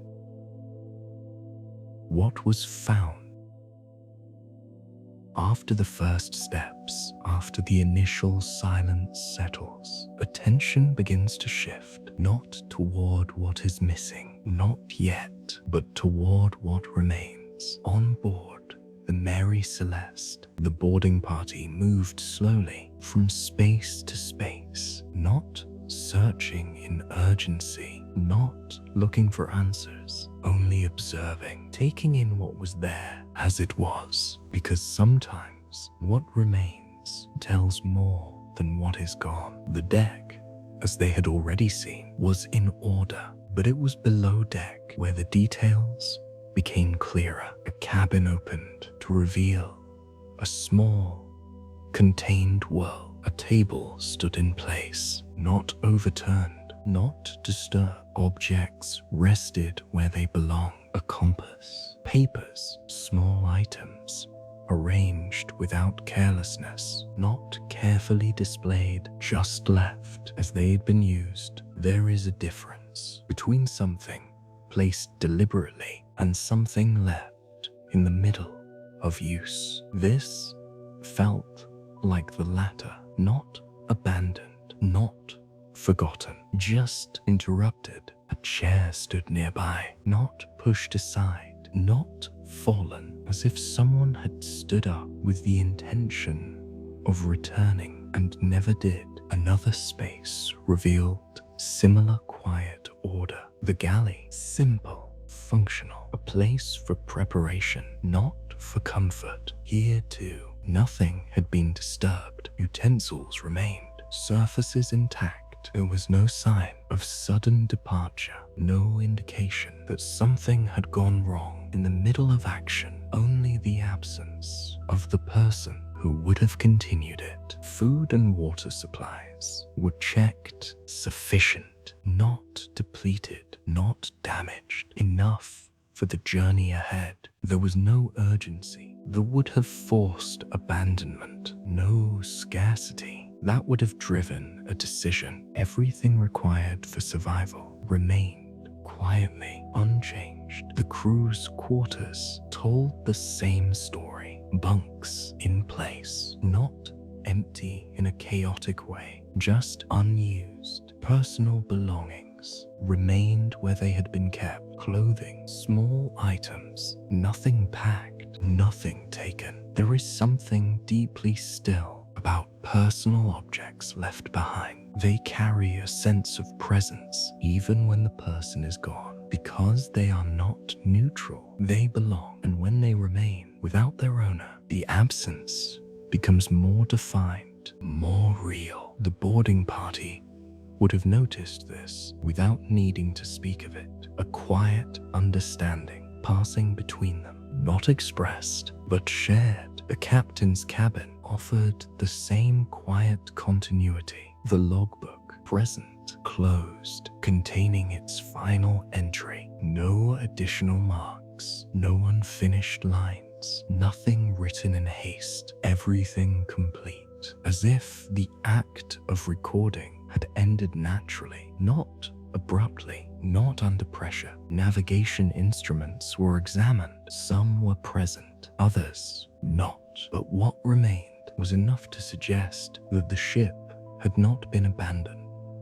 Abandoned in confusion. There had been thought, there had been action, but not chaos. This distinction is subtle but important because chaos leaves marks. It disrupts, it breaks patterns. Here, the pattern remained, only incomplete. The cargo hold, when inspected more closely, confirmed what had already been seen. Barrels, secure, their contents untouched, no sign of leakage that would immediately suggest danger, no visible damage. Everything remained as it had been loaded. The ship itself was seaworthy, not damaged beyond function, not compromised. There was water in the hold, but not enough to threaten the vessel, not enough to justify abandonment, just enough to be noticed, to be measured, to be accounted for, but not enough to change everything. And so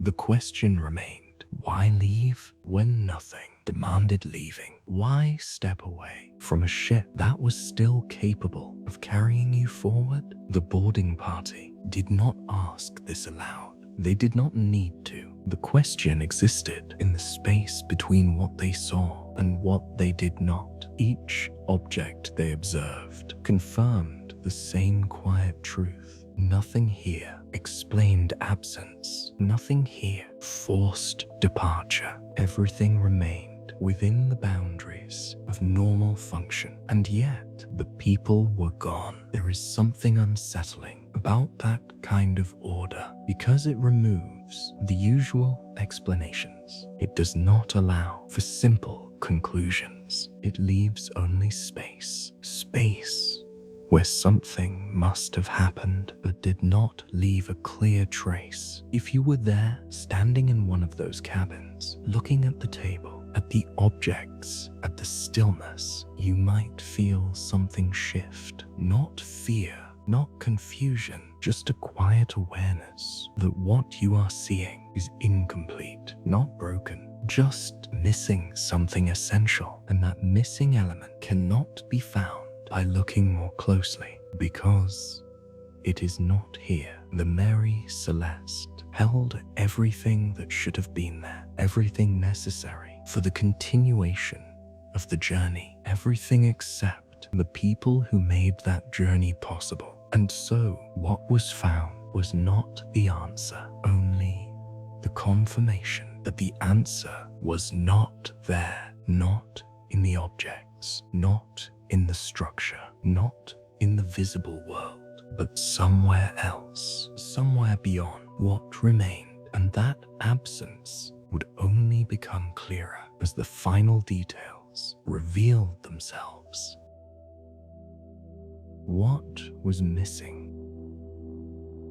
After everything had been seen, after each room had been entered, after every object had been quietly acknowledged, attention turned, finally, to what was not there, not immediately. Absence does not reveal itself all at once. It emerges slowly through comparison, through expectation, through the quiet recognition that something should be present and is not. On board the Mary Celeste, that realization took shape not in a single moment, but in a series of small confirmations. The first had already been felt.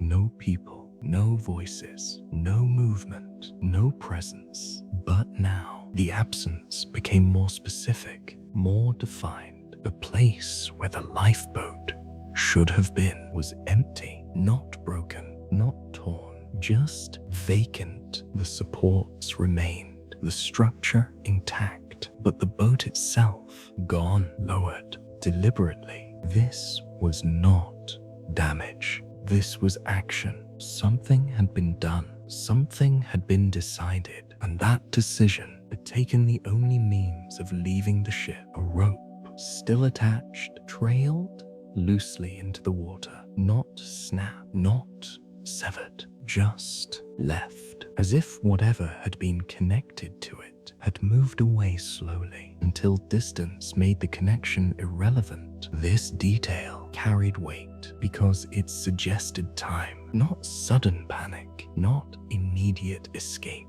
but a process, something that unfolded over moments rather than seconds. The boarding party would have stood there briefly, looking at that empty space, not speaking, because there was nothing clear to say. The lifeboat being gone meant only one thing. They had left the ship, but why? The ship was intact, the cargo secure, the supplies sufficient. Nothing demanded abandonment, and yet they had gone. Not just the crew, everyone. Captain Benjamin Spooner Briggs, his wife, his child, all had left together. There was no sign that anyone had remained behind.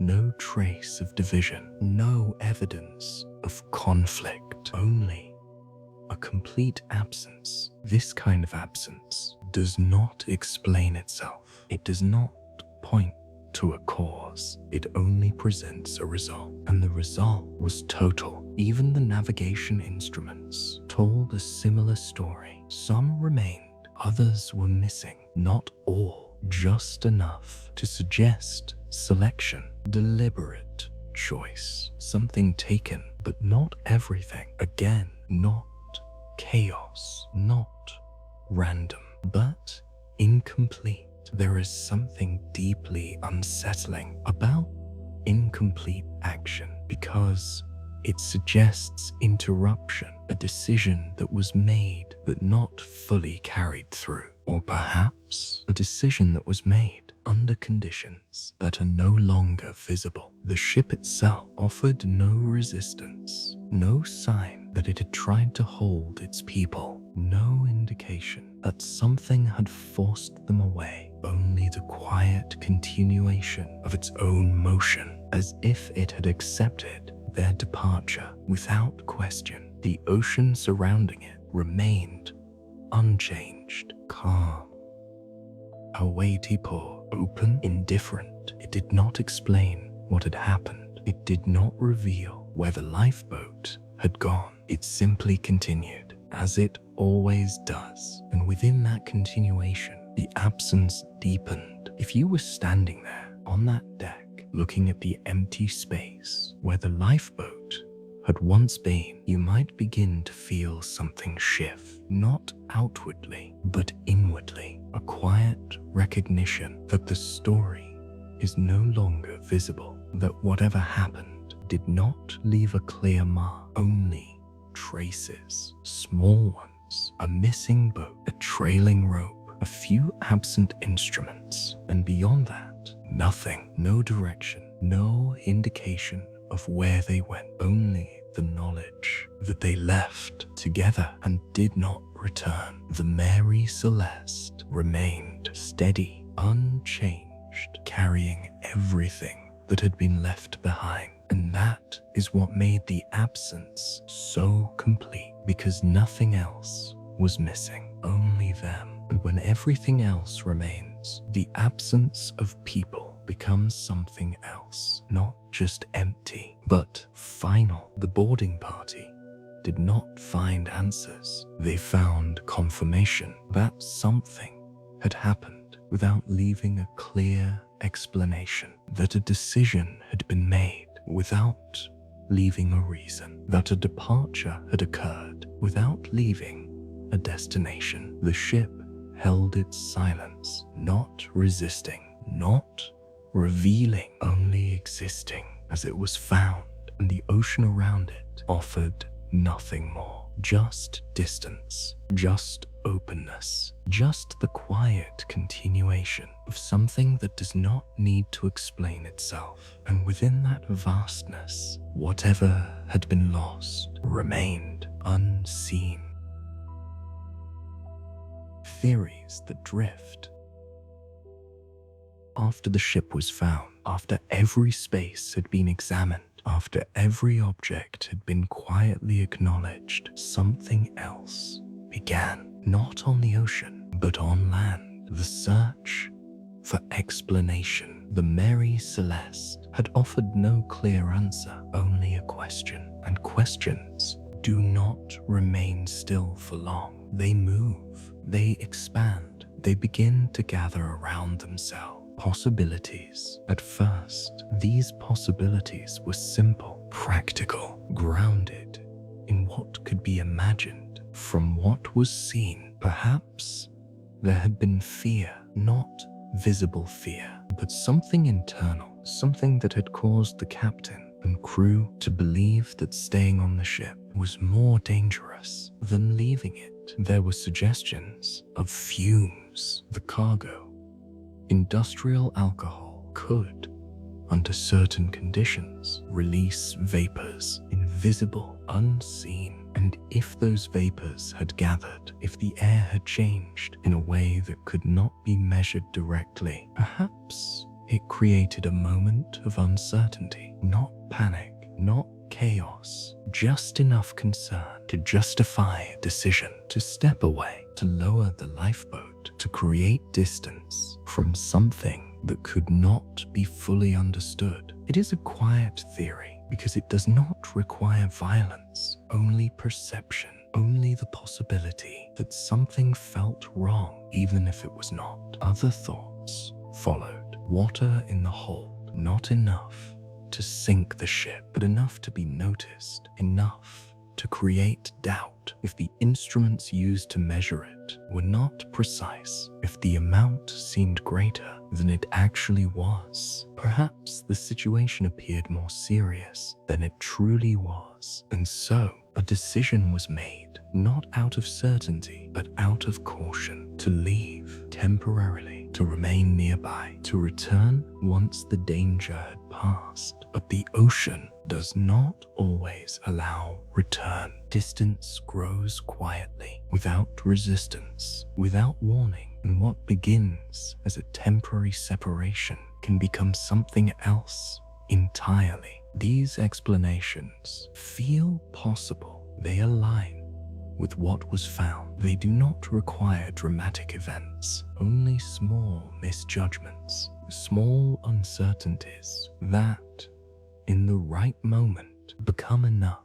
But there were other ideas as well, less grounded, more uncertain. Some spoke of sudden weather, not the kind that leaves visible damage, but the kind that shifts quickly. A change in wind, a change in wave pattern, something that altered perception, just enough to create concern. Others imagined interaction, another vessel, another presence, something unseen that passed near the Mary Celeste and left without trace. But these thoughts did not hold the same quiet weight because they required more than what was found. They required something additional, something that left no mark. And so they drifted, not dismissed, but not anchored either. Theories do this. They move, they expand, they search for something to hold on to. But when the evidence is quiet, theories become quiet as well. They do not settle. They remain in motion. Even the most reasonable explanations carry something incomplete. They suggest possibility, but not certainty. They offer direction, but not conclusion. And so they remain open, like the ocean itself, wide, unfinished, unresolved. If you were to sit quietly, considering these possibilities, you might feel something unusual, not confusion, not frustration, but a kind of acceptance that some events do not close. They do not resolve into clear narratives. They remain as they were found, partially understood, partially hidden. The Mary Celeste did not resist explanation. It simply did not provide one. And so, everything that followed was shaped not by answers, but by absence. Each theory an attempt to give form to something that has none. Each explanation a quiet effort to complete a story that does not fully reveal itself. And like the ship, these theories continue to drift, not arriving, not ending, just moving slowly through the open space of what cannot be fully known. Fear, mistake, or something else. When explanations begin to form, they often circle around something simple, not because the truth is simple, but because simplicity is easier to hold. For the story of the Mary Celeste, those explanations have often returned to three quiet possibilities: fear, mistake, or something else that cannot be easily named. None of them shout, none of them declare certainty. They exist side by side, like currents beneath the surface. You can follow one or another, but none of them lead to a clear shore. Fear is perhaps the most immediate, not the kind that erupts suddenly, not panic, not chaos, but something quieter, a gradual shift in perception, a moment when what feels stable no longer feels entirely secure. It does not require evidence. It does not need confirmation. Only the sense that something might be wrong on a ship at sea. That feeling carries weight because there is no distance from consequence. If something is wrong, you are already within it. Perhaps there was a moment, small, unguarded, almost unnoticed, when Captain Benjamin Spooner Briggs felt that shift, not strongly enough to alarm the crew, but enough to pause, enough to consider the cargo, the faint possibility of fumes, the subtle changes in air, in motion, in perception. None of these alone would demand action, but together they might create a quiet unease, and unease, when left without explanation, can grow, not outwardly, inwardly. A thought forms. What if something is happening that cannot yet be seen? What if waiting is more dangerous than acting? And so a decision begins to take shape, not from certainty, from caution, to step away, to create distance, to observe from outside what cannot be understood from within. This is how fear works. When it is quiet, it does not overwhelm, it redirects. But fear alone does not explain everything, because fear still leaves room for control, still leaves room for reconsideration, and yet no one return, which leads to something else. Mistake, not a failure of ability, not incompetence, but a misreading of a moment, a small error in judgment. Perhaps the water in the hold appeared higher than it was. Perhaps the instruments did not give a clear reading. Perhaps the combination of subtle changes, wind, motion, air, created a picture that felt more urgent than it truly was. And in that moment, the safest choice seemed to be departure, temporary, measured, controlled. The lifeboat lowered carefully, the rope secured, the intention clear. We will return once the uncertainty passes. But the ocean does not always allow for intention to become reality. Distance does not announce itself. It grows quietly. The ship continues. The boat drifts, and the connection between them stretches until it is no longer there. No sudden break, no clear moment of loss, just separation. And once separation occurs, the path back is not always possible. even when the original decision was calm, even when it was careful. Mistake does not need to be dramatic to be final. It only needs a single moment where perception and reality do not fully align. And then there is the third possibility, something else, not defined, not easily described, not because it is mysterious in a dramatic way, but because it exists outside the patterns we are used to following. There are moments in human experience where actions occur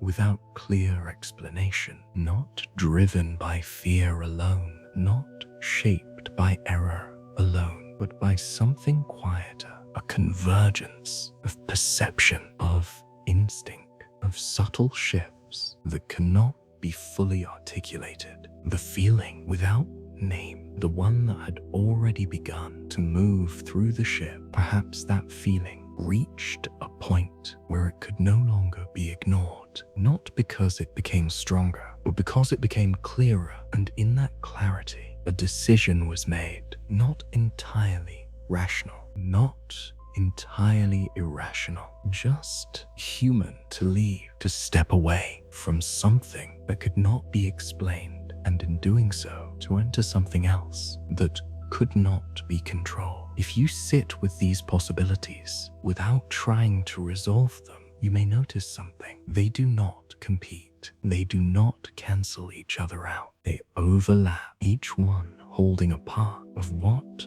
might have happened, each one incomplete. And perhaps that is the closest we come to understanding, not a single answer, but a quiet convergence of possibilities, none of which fully explain the whole. The Mary Celeste remains unchanged in what it offers. A ship intact, a journey interrupted, an absence complete, and within that absence, space for fear, for mistake, for something else, something that does not need to be named, to be felt. And as the ocean continues, unchanged, unconcerned, those possibilities remain drifting like everything else that does not find a final shore.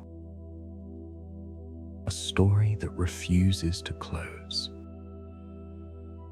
There are stories that end. They move forward, event by event, until they arrive at a point of completion, a final detail, a clear answer, a moment where everything settles into place. And once that moment comes, the story becomes something else, finished, contained, understood. But the story of the Mary Celeste does not move that way. It does not arrive. It does not settle. It continues without closing, even after the ship was found, even after it was examined, even after every visible detail had been accounted for. Nothing resolved. The facts remained. The ship intact, the cargo secure, the supplies sufficient, the lifeboat gone, and the people absent completely. These facts did not change over time. They did not shift as more was discovered, because nothing more was discovered.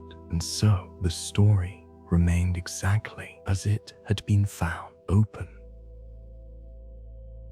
unfinished, unresolved. Over time, people returned to it again and again, not because new evidence appeared, but because the absence continued to invite attention. Writers, sailors, observers, each one approaching the same silence from a different direction. Some tried to complete it, to add what was missing, to imagine events that could connect the beginning to an ending. Stories of sudden danger, stories of unseen forces, stories that filled the quiet space with movement and explanation. But these additions did not become the story. They remained separate because they were not found on the ship itself. They were brought to it, and the ship did not confirm them. It remained exactly as it had been, still unchanged, unfinished, unanswered. There is something unusual about a story like this because